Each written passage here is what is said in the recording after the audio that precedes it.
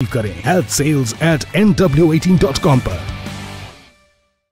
News 18 India आपका पसंदीदा national news channel. देखिए डीडी फ्री डिश पर, बिग मैजिक और 9XM चैनल। बात जुर्म से जूझते अवाम की हो या समाज में बढ़ते क्राइम ग्राफ की हो, अपराध के हर सूरत के पीछे छुपा होता है कोई ना कोई गुनहगार। नमस्कार, मैं हूं अलीम अतहर। तफ्तीश की राह में आने वाली हर कड़ी सुराग बनकर पहुंचाती है गुनहगारों को सलाखों के पीछे। तो आप बने रहिए हमारे साथ, क्योंकि हर जुर्म के खिलाफ हमारी तफ्तीश लगातार जारी है। लगातार हो रहे गैंगवार से दरभंगा पुलिस भी परेशान है।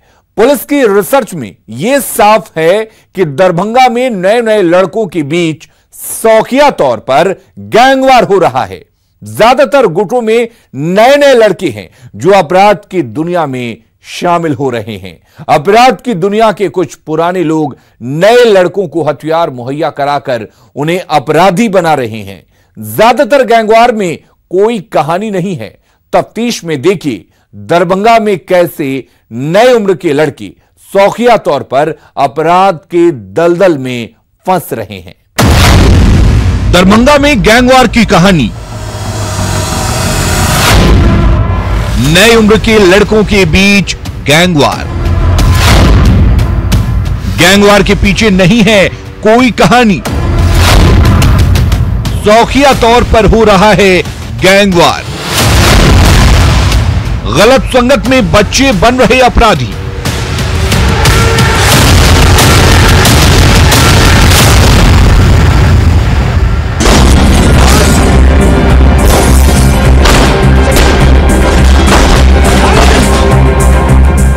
पिछले 10 से 15 दिनों के बीच दरभंगा में 2 गैंगवार हुए हैं। दोनों गैंगवार अलग अलग गुटों के बीच हुए हैं। बीते 21 जुलाई को हुए गैंगवार में गैंग्स ऑफ वासेपुर और किंग्स ऑफ दरभंगा गैंग शामिल था। इस मुठभेड़ में एक युवक अभिनव झा को गोली लगी थी। पुलिस ने अभिनव झा को गिरफ्तार कर लिया था। गैंग्स ऑफ वासेपुर का बॉस है जॉन्टी सिंह, जबकि किंग ऑफ दरभंगा गैंग का बॉस है रौनक सिंह। दोनों गैंग में शामिल बदमाश कम उम्र के लड़के हैं। इनके बीच वर्चस्व को लेकर पहले भी कई बार गोलीबारी हो चुकी है। दूसरा गैंगवार 31 जुलाई की शाम को हुआ। इस गैंगवार में भी 2 अलग अलग गुट थे। एक गुट था रवि पुरवे का और दूसरा गुट था रोशन झा का। दोनों ही गैंगवार के पीछे कोई बड़े आपराधिक इतिहास के युवक नहीं हैं। ये सभी कम उम्र के पढ़ने लिखने वाले लड़के हैं जो शौकिया तौर पर भटक गए हैं। हमने एक विश्लेषण किया है, उसमें ऐसा पाया है कि इसमें जो लोग अरेस्ट हुए हैं ज्यादातर का आपराधिक इतिहास है। कुछ ही दिन पहले ये लोग जेल से छूटे हैं और ये जो नए यंग एज के लड़के हैं ये किसी न किसी कारण से किसी ऐसे व्यक्ति के संपर्क में आ जाते हैं जिसका काम ही है इस प्रकार से हथियार सप्लाई करना या फिर अवैध धंधों के लिए लोगों को उकसाना, लड़कों को इकट्ठा करना। तो हम लोग ने उन ऐसे एंटी सोशल एलिमेंट को चिन्हित कर लिया है। उन पे भी हम लोग कार्रवाई करेंगे और हम लोग कोशिश ये भी करेंगे कि इनके जो माता पिता हैं अब उनको भी इन्वॉल्व करें और उनको भी एक जिम्मेदारी दें कि ये लड़के यदि जेल से कभी कल को छूट के भी आते हैं तो ये दोबारा ये लोग गलत राह पे ना जाएं। क्राइम की खबरों को कवर करने वाले पत्रकार बताते हैं कि 2015 से पहले दरभंगा में अपराधियों के बीच गैंगवार हुआ करता था, लेकिन हाल के दिनों में जो गैंगवार की घटनाएं हो रही हैं, उसमें से ज्यादातर में नए लड़कों का गुट शामिल रहता है। ये लड़के शौकिया तौर पर हथियार रखते हैं। छोटी छोटी बातों पर आपस में इन लोगों की लड़ाई होती है। इसमें अच्छे परिवार के बच्चे भी शामिल रहते हैं। पढ़ाई के दौरान ये लड़के गलत संगत में पड़ जाते हैं, नशा करने लगते हैं, हथियारों से खेलने लगते हैं और धीरे धीरे अपराध के दलदल में फंस जाते हैं। पुलिस की तरफ से 2016 में ऐसी घटनाओं को लेकर जागरूकता अभियान भी चलाया गया था। उसका असर भी हुआ था। दरभंगा में गैंगवार की घटनाएं खत्म हो गई थी, लेकिन हाल के दिनों में गैंगवार की घटनाओं में फिर से तेजी आई है। इसके लिए कहीं ना कहीं पुलिस की सुस्ती भी जिम्मेदार है। गैंगवार का इतिहास पहले अपराधियों के बीच में हुआ करता था और 2015 से पहले इस शहर में AK-47 तक चला है, AK-56 भी चला।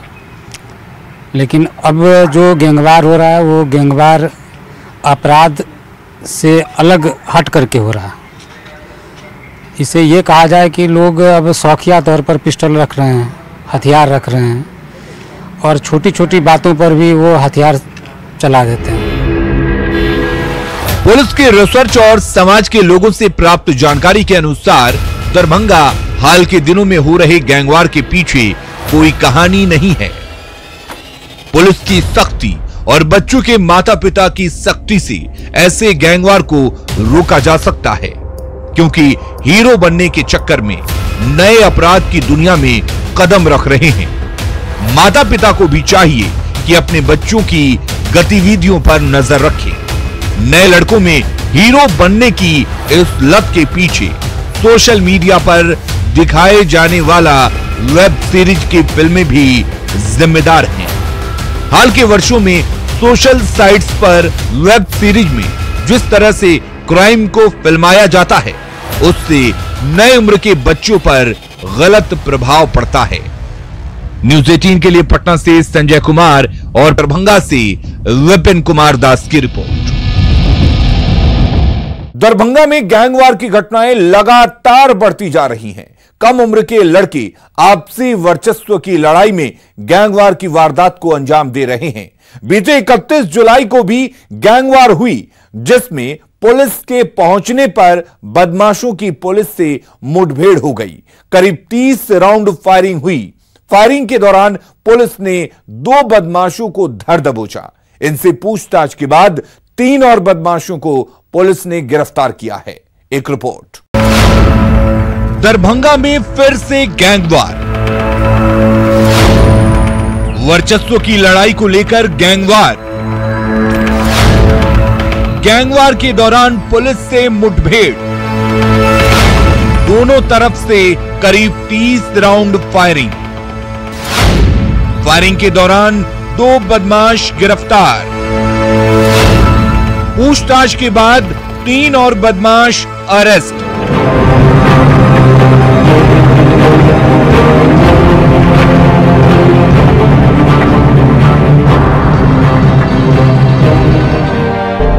दरभंगा में गैंगवार की घटनाएं थमने का नाम नहीं ले रही हैं।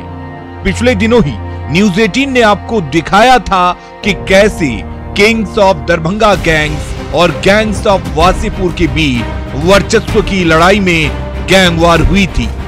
31 जुलाई को दरभंगा में फिर से नगर थाना क्षेत्र के शास्त्री चौक के पास 2 गुट रवि पूर्वे और रोशन के बीच गैंगवार हुई है। दरभंगा पुलिस ने सूचना मिलने पर टीम गठित कर इन लोगों का पीछा करना शुरू कर दिया। दोनों गुटों के बदमाशों को पुलिस ने सरेंडर करने को कहा। सरेंडर करने की बजाय दोनों गुटों की तरफ से पुलिस पर फायरिंग होने लगी। पुलिस ने फायरिंग का जवाब देते हुए दरभंगा स्टेशन के पास रेलवे ट्रैक के निकट 2 अपराधियों को जीआरपी की मदद से गिरफ्तार कर लिया। बाकी अपराधी फायरिंग करते हुए फरार हो गए। पकड़े गए बदमाशों के पास से 2 पिस्टल भी बरामद किए गए हैं। हम से 1 लाख का रंगदारी मांगा गया था और बोला था अगर नहीं दोगे तो जान से मार देंगे घर में घुस के। तो हम बोले कि मतलब वहीं पे मेरे घर के पास का ही रोशन कुमार है, मेरे दुकान के पास का। तो वो बोला कि हमको बोलता है कि हम उसको बोले कि हम शास्त्रीय चौक के पास आके दिखाओ। तो उसका तो वो आया 5-6 लड़का तरह गोली पे फायरिंग करने लगा मेरे ऊपर। ये अपराधी पुलिस को देखने के बाद वहाँ पे रुके नहीं, इन्होंने कई राउंड वहाँ पे फायरिंग की और उसके बाद पुलिस ने भी आड़ लेके जवाबी प्रतिरक्षा में काफ़ी बहादुरी से पुलिस ने भी कुछ राउंड फायरिंग की और इन्हें खदेड़ा। तो जब इनकी गोलियां ख़त्म हो गई तब ये भागने लगे और इन लोगों को प्लेटफॉर्म के पास में 2 अपराधियों को वहाँ तुरंत पकड़ लिया गया। दोनों की तलाशी ली गई तो एक अपराधी जो था जिसका नाम है रोशन, उसके पास से एक लोडेड पिस्टल जब्त हुई है और एक लड़का और था जिसका नाम था सौरभ कुमार श्रीवास्तव, उसके पास से भी एक पिस्टल जब्त हुई है। पूछताछ में हम लोग को पता चला कि ये रोशन कुमार का पूर्व का आपराधिक इतिहास है। कुछ दिन पहले ही ये जेल से छूटा है। इनसे आगे की पूछताछ हुई तो इन्होंने अपने और साथियों के नाम बताएं। तो रात को इस टीम ने लगातार छापेमारी की सभी जगहों पे। उसके बाद हम लोगों ने 3 अपराधियों को और अरेस्ट किया है। रवि पूर्वे और रोशन के बीच पिछले 1 सप्ताह से आपसी विवाद चल रहा था। रोशन अपने दोस्तों के साथ मिलकर रवि पूर्वे को पकड़ लिया और जमकर पिटाई कर दी। बदला लेने के लिए रवि पूर्वे ने अपने साथियों की मदद से रोशन को बदला लेने के लिए ललकारा। दोनों गुट हथियारों के साथ शास्त्री चौक पर जमा हो गए और एक दूसरे पर फायरिंग करने लगे।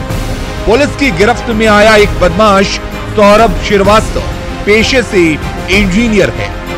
आगरा से इंजीनियरिंग की पढ़ाई की है। लॉकडाउन में वो घर आया था। दोस्तों की संगत में आकर गैंगवार में शामिल हो गया। रोशन भी किसी अच्छे परिवार से ही है। इन दोनों से पूछताछ में पता चला कि फैजान नासिर उर्फ गोलू हथियार तस्कर है। नए लड़कों को हथियार मुहैया कराता है और अपराध की दुनिया में धकेलता है। पुलिस ने फैजान नासिर और इसके भाई को गिरफ्तार कर लिया है।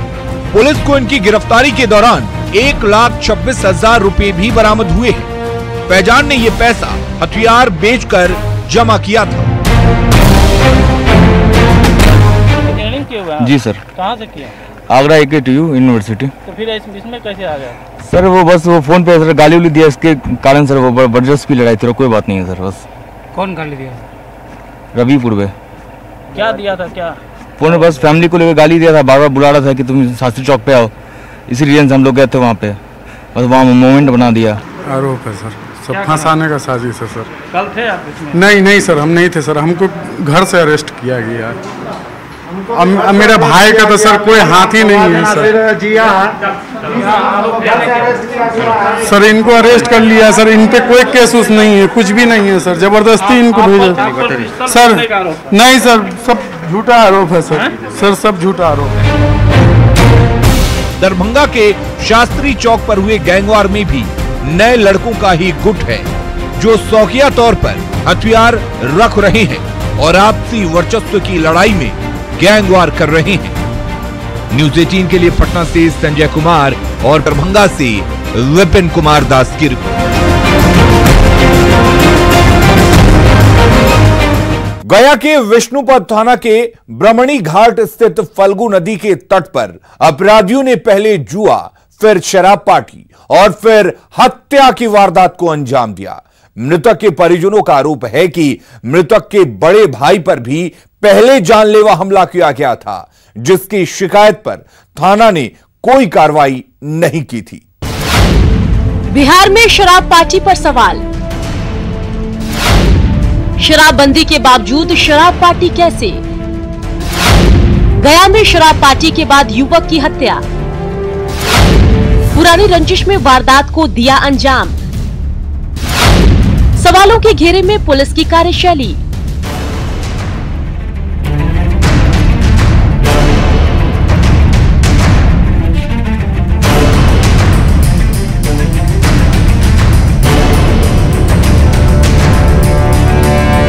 गया के ब्राह्मणी घाट पर रोज शाम होते ही जुआ का दौर शुरू हो जाता है और फिर देर रात होते होते शराब पार्टी भी शुरू हो गई। इससे शराब पार्टी में शामिल हुए उपेंद्र मिश्रा के साथ सूरज चंदन, कृष्णा और साहिल समेत कुल 6 लोग जमकर शराब पीने के बाद उपेंद्र, सूरज और चंदन नदी के किनारे ही सो गए और अहले सुबह लगभग 3 बजे रात में गोली की आवाज सुन इनकी नींद खुली तो देखा कि इनके एक साथी उपेंद्र की गोली मारकर हत्या कर दी गई। और फिर इन लोगों ने उपेंद्र के परिवार के पुराने दुश्मन मुकेश शर्मा और एक और व्यक्ति को भागते हुए देखा था। बहुत दूर निकल था, एक आदमी भाग रहा था तो पीछे पीछे अट्ठा कट्टा था, एकदम पूरा एकदम पलट के हमको भी देख रहा है। वो देख तो नहीं लिया है, बार बार गोले से घूम के हमको देख रहा है। हम उठ गए उसको बोला कि का नाम लिया मुकेश शर्मा के। मुकेश शर्मा था? हाँ मुकेश शर्मा था, वो भाग रहा था। रात को हम लोग ड्रिंक करके सोए हुए थे वहाँ पर। जी सुबह में उठे तो देखें तो लेके गए उसको घर। उसके बीच में आके बोले कि जाइए भैया घर, पहले बताइए। मृतक उपेंद्र की मौत की खबर सुनते ही परिवार में कोहराम मच गया। मृतक के भाई राकेश कुमार मिश्रा की माने तो पड़ोसी मुकेश शर्मा के परिवार से उनके परिवार की पिछले 10 सालों से दुश्मनी चल रही है। एक बार हमारे पिताजी को भी नदी पर ले जाके बहुत मार मारा था, दांत तोड़ दिया था, पंजरा तोड़ दिया था जी मुकेश शर्मा। और उसके बाद घर पर आके गोली वोली चलाया, एक बार धमकी दिया कि सबके मार देंगे जी। और बीच में परिवार लोग मेरा निकला तो ईंटा पत्थर चलाया एक बार। उसके बाद 10 साल मेरा भाई को भी गोली 6 महीना पहले चला दिया, लेकिन प्रशासन कुछ नहीं किया जी जी। और ना एक बार घर पर आया, ना दबाव हुआ, ना अरेस्ट हुआ। आज मेरा भाई के मर्डर हो गया नदी में, लेकिन को लेकर सब गया और लेकर कह रहा है कि मुकेश शर्मा गोली मार दिया। मृतक के परिजनों ने पुराने मामले में कार्रवाई नहीं होने और उपेंद्र की मौत से आक्रोशित होकर पुलिस पर गंभीर आरोप लगाते हुए पहले पुलिस को शव के पास जाने से रोक दिया। वहीं घटना के प्रत्यक्षदर्शी द्वारा जुआ और शराब पार्टी करने के स्वीकारे जाने के बाद पुलिस की कार्यशैली पर सवाल उठने लगे हैं। हम लोगों को सूचना मिली कि विष्णुपथ में ब्राह्मणी घाट के नीचे 3-4 लड़के सोए हुए थे, उसी में से एक को गोली लग गई है। और बाद में अनुसंधान क्रम में ये पता चला कि बगल के ही एक मुकेश नाम के लड़के से इन परिवार को दुश्मनी पहले से थी, पहले से इन लोगों का केस भी था और उसमें वो वांटेड भी है। तो इधर बराबर शिकायत मिलती रहती है कि जो इस तरह के एलिमेंट्स हैं वो छुप छुप के अपना इस तरह की गतिविधियों में लगे रहते हैं।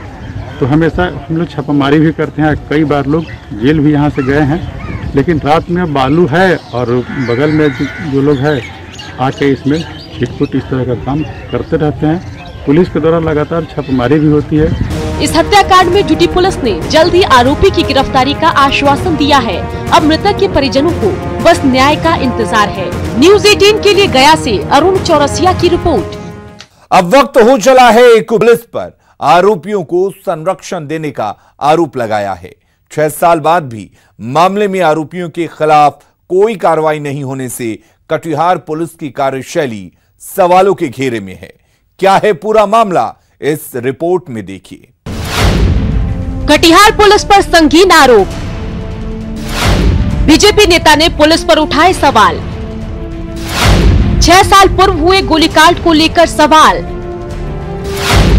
फायरिंग में व्यवसायी के बेटे को लगी थी गोली। पुलिस पर आरोपी को संरक्षण देने का आरोप।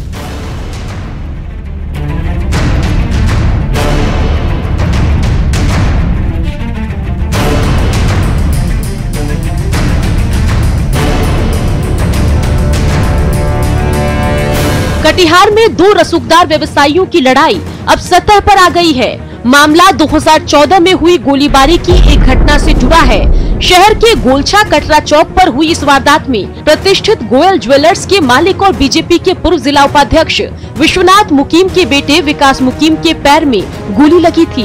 वार्ड पार्षद सह चैम्बर ऑफ कॉमर्स के अध्यक्ष विमल सिंह बेगानी के बेटे जय सिंह बेगानी पर गोली मारने का आरोप है। वारदात 23 अक्टूबर 2014 की है, जब दीपावली के दिन विश्वनाथ मुकीम की दुकान में पूजा की तैयारी चल रही थी।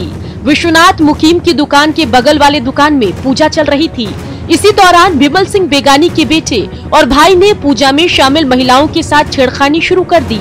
जब गोयल ज्वेलर्स के मालिक विश्वनाथ मुकीम और उनके बेटे विकास मुकीम ने इसका विरोध किया तो आरोपी जय सिंह बेगानी ने अपने पिता की लाइसेंसी बंदूक से विकास के पैर में गोली मार दी। वारदात के लगभग 6 साल बीत जाने के बाद मामले में नया मोड़ तब आया जब एसपी के सुपरविजन में जय सिंह बेगानी और विमल बेगानी के भाई लच्छू सिंह बेगानी को धारा 307 का आरोपी माना गया, जबकि विश्वनाथ मुकीम और उनके बेटे पर मारपीट का आरोप साबित हुआ। मारपीट के मामले में पुलिस विश्वनाथ मुकीम और उनके बेटे पर बेल लेने के लिए दबाव बना रही है। वहीं गोली मारने के आरोपी जय सिंह बेगानी और लच्छू बेगानी के मामले में पुलिस ने चुप्पी साध रखी है। विश्वनाथ मुकीम ने विमल सिंह बेगानी पर पुलिस को भ्रमित करने का आरोप लगाते हुए पुलिस की कार्यशैली पर भी सवाल उठाया है। जो गोली मारी गई थी उसमें सबसे जो दुखद है कि जो एसपी साहब का प्रतिवेदन आया है 307 जिन पर किया गया है उनको पुलिस का संरक्षण प्राप्त है और 323 मेरे ऊपर किया गया है, जबकि मेरे बेटे को गोली लगी नहीं होना चाहिए। हमको धमकाया जा रहा है कि आप बेल लीजिए नहीं तो रात को घर से उठा के ले जाएंगे। यही तो पुलिस का न्याय चल रहा है और अपराधियों को संरक्षण मिल रहा है। विमल सिंह बेगानी के रिवाल्वर युक्त प्रयुक्त हुई थी उसमें, और उनका बेटा और भाई मिलकर के अन्य अपने मित्रों के साथ में मारा था। हम लोग अपनी दुकान पे पूजा चल रही थी, हम लोग उसकी तैयारी कर रहे थे। हमारे बगल में ही जो हमारे पड़ोसी हैं गोपालका जी, उनके दुकान के बाहर कुछ वो ठेला लगा था और वहाँ पर कुछ लड़के खड़े थे, अड्डाबाजी कर रहे थे। और गोपालका जी के यहाँ पूजा का समय था, तो वहाँ पर वो पूजा तैयारी कर रहा था। उनके घर के महिलाएं आई हुई थी, तो वहाँ वो लड़कों ने उनके साथ बदतमीज़ी की। वो बिमल सिंह बेगानी जी के छोटे लड़के जय सिंह बेगानी हैं और बिमल सिंह बेगानी जी के भाई लच्छू बेगानी जी हैं। इनके गोली से बंदूक से लगी है, ये मैं नहीं बता पाऊँगा, पर ये है मैं देखा जय सिंह बेगानी ने मुझे मारा है। वहीं दूसरी तरफ आरोपी जयसिंह बेगानी के पिता विमल बेगानी का आरोप है कि गोली विश्वनाथ मुकीम की लाइसेंसी बंदूक से चली थी, जो उनके बेटे विकास के पैर में लगी थी। विमल सिंह बेगानी ने विश्वनाथ मुकीम के आरोपों को खारिज करते हुए कहा कि चैम्बर ऑफ कॉमर्स का चुनाव नहीं जीत पाने के कारण विश्वनाथ मुकीम उनसे नाराज हैं और हमेशा किसी न किसी बहाने उन्हें फंसाने की साजिश रचते हैं। उन्होंने कहा कि मामला कोर्ट में है और जल्द ही दूध का दूध और पानी का पानी हो जाएगा। नहीं, आज तक तो मेरे ऊपर ये कभी आरोप नहीं लगा कि हमने किसी